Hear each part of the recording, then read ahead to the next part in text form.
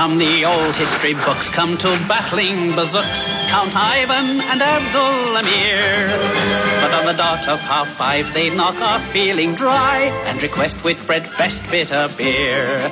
Now Abdul liked his jug in the men-only snug, telling blue jokes not for ladies' ears, while Ivan's lip curled. Whitbread's best with the girls, and I think the advantage is clear.